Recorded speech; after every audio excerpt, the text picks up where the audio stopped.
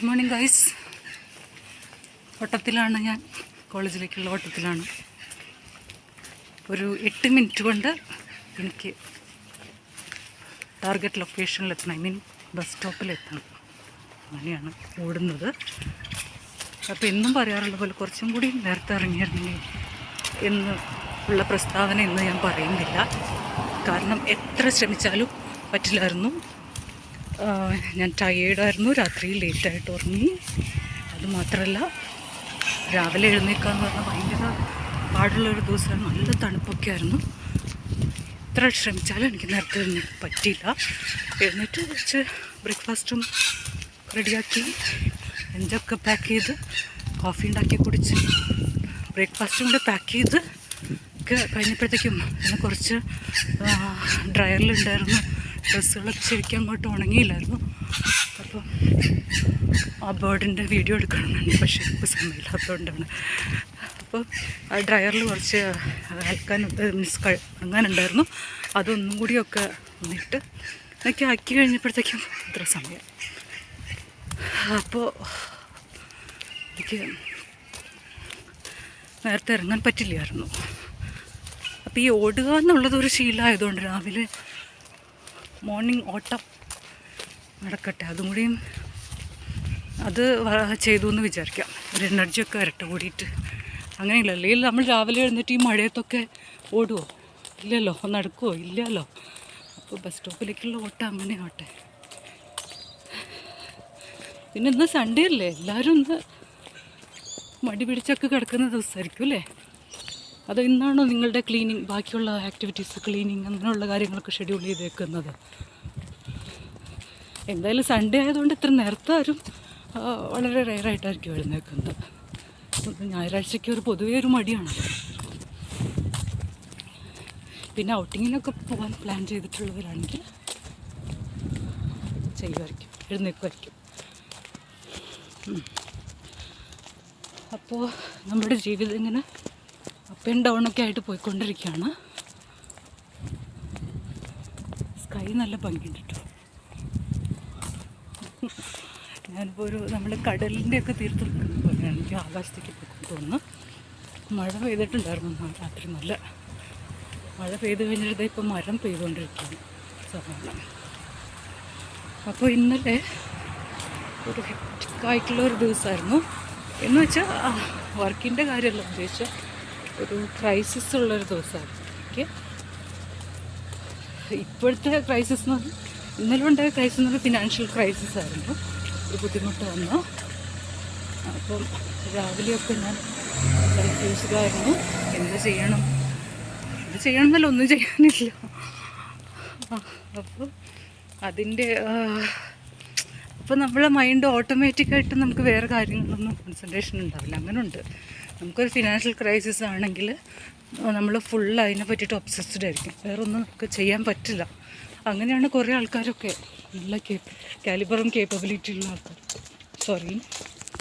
അങ്ങനെയാണ് കുറേ ആൾക്കാർ കാലിബറും കേപ്പബിലിറ്റിയൊക്കെ ഉള്ള ആൾക്കാർ ഒന്നും ചെയ്യാൻ പറ്റാതെ ഇങ്ങനെ പോകുന്നത് ഈ ഫിനാൻഷ്യൽ ക്രൈസിസ് കാരണമായിരിക്കും. അവരതിൻ്റെ പുറകെയുള്ള ഓട്ടത്തിലായിരിക്കും എങ്ങനെയാണ് അത് റീച്ച് ആവും എന്നുള്ളത്. എസ്പെഷ്യലി എന്തെങ്കിലും ബിസിനസ്സൊക്കെ ചെയ്ത് ലയബിലിറ്റിയൊക്കെ വന്നിട്ടുള്ള ആൾക്കാരാണെങ്കിൽ ഒന്നും പറയാനില്ല. അപ്പോൾ അവരുടെ ലൈഫ് അത് മുഴുവനും ആയിട്ട് അങ്ങനെ മുന്നോട്ട് പോകും. അങ്ങനെ ഓൾമോസ്റ്റ് അവരുടെ ലൈഫ് അങ്ങനെ തീരും. അതാണ്. അപ്പോൾ അവർക്ക് പ്രൊഡക്റ്റീവ് ആണെങ്കിൽ പോലും അവർക്കൊന്നും ചെയ്യാൻ പറ്റില്ല. ഫിനാൻഷ്യൽ ക്രൈസിസ് എന്ന് പറയുന്നത് ഒരു വല്ലാത്ത പ്രതിസന്ധിയാണ്.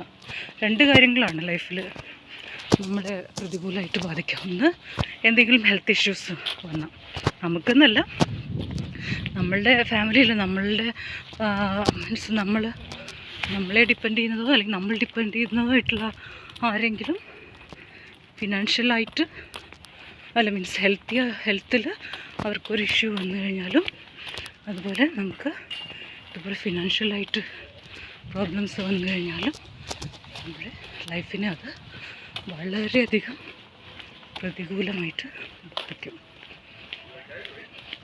ഇവിടെ ഒരു കാറ്, പക്ഷേ ഒരു ബൈക്കിനെ ഒരു കാറിൽ കൊണ്ടുപോകുന്ന ശ്രമത്തിലാണ്. ഞാൻ എടുത്തില്ല അത്. എന്താണെന്ന് വെച്ചാൽ അത് അവരുടെ പ്രൈവസി. അപ്പോൾ നമുക്കത് കണ്ടിക്കേണ്ട കാര്യമില്ലല്ലോ. അപ്പോൾ ഇന്നലത്തെ കാര്യം പറയുമായിരുന്നു. അപ്പോൾ ഇന്നലെ ഞാൻ അങ്ങനത്തെ ഒരു പ്രശ്നത്തിലായിരുന്നു. ഒരു ആഫ്റ്റർനൂണൊക്കെ ആയിക്കഴിഞ്ഞപ്പോഴത്തേക്ക് ഞാൻ സോൾവ് ആയി എന്ന് പറയാൻ പറ്റത്തില്ല, അതിനായിട്ട് പൊരുത്തപ്പെട്ടു. അടുത്ത സ്റ്റെപ്പ് എന്താണ് എന്നുള്ളൊരു ഇതിനകത്തേക്ക് ഞാൻ വന്നു. അടുത്ത കാര്യങ്ങൾ എന്ത് ചെയ്യണം എന്നുള്ളതിലേക്ക് ഞാൻ വന്നു. അപ്പോൾ അങ്ങനെ കുറേ നേരം ഞാൻ ഓരോ കാര്യങ്ങളൊക്കെ ഇങ്ങനെ പ്ലാൻ ചെയ്ത് വന്നു. കുറച്ച് നേരം കഴിഞ്ഞപ്പോൾ മൈൻഡ് ഒന്ന് പോസിറ്റീവായി കഴിഞ്ഞപ്പോൾ എന്തുണ്ടായെന്ന് വെച്ചാൽ അത് മൈൻഡൊന്ന് പോസിറ്റീവായി കഴിഞ്ഞപ്പോൾ കുറച്ച് നേരം കഴിഞ്ഞ് മൈൻഡൊന്ന് പോസിറ്റീവായി. പിന്നെ ഞാൻ കുറച്ച് നേരം റെസ്റ്റ് എടുത്തു. വീട്ടിൽ വന്നിട്ട് കോളേജിൽ നിന്ന് വന്നിട്ട് മൈൻഡൊക്കെ ഒന്ന് റെഡി ആയി കഴിഞ്ഞപ്പോൾ ഇമ്മീഡിയറ്റ്ലി ടൈം പറയുകയാണെങ്കിൽ ഒരു 9:30 10 അടുത്ത് രാത്രി ആ ഇഷ്യൂ അങ്ങോട്ട് ഇമ്മീഡിയറ്റായിട്ട് സോൾവ് ആയി. അതാണ് നമ്മൾ പറയുന്നത്, യൂണിവേഴ്സ് ചില സമയത്തൊക്കെ നമ്മുടെ കൂടെ നിൽക്കും. യൂണിവേഴ്സ് നമ്മളെ ഹെൽപ്പ് ചെയ്യും. നമ്മൾ എന്തെങ്കിലും ഒരു കാര്യത്തിനെ പറ്റിയിട്ട് ഡീപ്പായിട്ട് നമ്മുടെ മൈൻഡിലോട്ട് അത് സ്ട്രോങ് ആയിട്ട് നിൽക്കുകയാണെങ്കിൽ നമ്മളെ യൂണിവേഴ്സ് സഹായിക്കും എന്നാണ് എൻ്റെ അനുഭവത്തിൽ കൂടി മനസ്സിലാവുന്നത്. അപ്പോൾ ഒരു 10 മണിയോടുകൂടി ആ പ്രോബ്ലം സോൾവ് ആയി. അടുത്ത പ്രോബ്ലങ്ങൾ വന്നുകൊണ്ടിരിക്കും, സ്വാഭാവികം. അപ്പോൾ നമ്മൾ എന്തായിരുന്നു ചെയ്യേണ്ടതെന്ന് വെച്ച് കഴിഞ്ഞാൽ പ്രോബ്ലംസ് നമുക്ക് ഉണ്ടാവുന്നതിന് മുമ്പ് ഇതെല്ലാം നമ്മൾ ഫോർകാസ്റ്റ് ചെയ്തിട്ട് അതിനൊക്കെ എന്താ പറയുക സോൾവ് ചെയ്യാനുള്ള കാര്യങ്ങൾ നേരത്തെ മുൻകൂട്ടി കണ്ടുവയ്ക്കണം എന്നുള്ളതാണ്. ഒരു മിനിറ്റ് പോലും നമുക്ക് നഷ്ടപ്പെടുത്താനില്ല എന്നുള്ളതാണ് പറഞ്ഞത്. കാരണം എപ്പോഴാണ് എവിടെ നിന്നാണ് നമുക്ക് അറ്റാക്കുകൾ വരാമെന്ന് പറയുന്നത്. മീൻസ് ജീവിതത്തിൽ സംഭവിക്കാവുന്ന പ്രതിസന്ധികൾ വരുന്നതെന്ന് പറയാൻ പറ്റില്ല. അപ്പോൾ നമ്മൾ ഓരോ കാര്യങ്ങളും മുൻകൂട്ടി കണ്ടിട്ട് അതിൻ്റെ സൊല്യൂഷൻസ് നമ്മൾ ആദ്യമേ ഉണ്ടാക്കി വെക്കണം. ഫോർ എക്സാമ്പിൾ, ഇപ്പം നമ്മൾക്ക് അതെപ്പോഴും കുറച്ച് പൈസ നമ്മുടെ അടുത്ത് സേവിങ്സ് ഉണ്ടാവണം എന്നുള്ള ഒരു കാര്യം തന്നെ കേട്ടോ.